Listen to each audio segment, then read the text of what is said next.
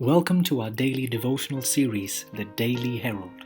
I pray that these messages will come to you as an encouragement and a reminder to be heralds of the Lord daily. God bless you. Judas and John Contrasted, September 27. Most assuredly, I say to you, one of you will betray me. John 13:21. The opportunities and advantages offered to John were given to Judas also. The same principles of truth were set before his understanding. The same example in the character of Christ was his to contemplate and imitate. But Judas failed to become a doer of the words of Christ. Evil temper, revengeful passions, dark and sullen thoughts were cherished until Satan had a full control of the man. John walked in the light and improved the opportunities given to him to overcome.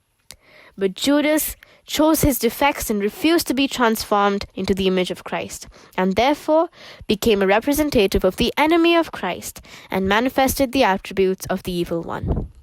When Judas came into association with Christ, he had some precious traits of character that might have been used of God and made a blessing to the church. If he had been willing to wear the yoke of Christ, to become meek and lowly of heart, he might have been among the chief of the apostles.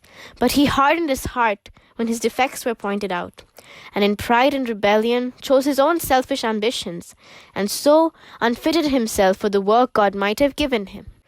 John and Peter, though imperfect, became sanctified through the truth. It is the same today as it was in the days of Christ.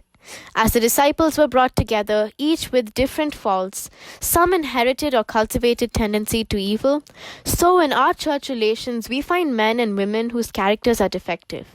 Not one of us is perfect, but in Christ and through Christ, we ought to dwell in the family of God, learning to become one in faith, in doctrine, in spirit, that at last we may be received into our eternal habitation.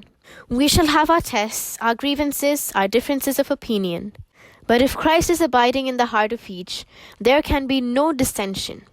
The love of Christ will lead to the love of one another, and the lessons of the Master will harmonize all differences, bringing us into unity till we shall be of one mind and of one judgment. Strife for supremacy will cease, and no one will be disposed to glory over another.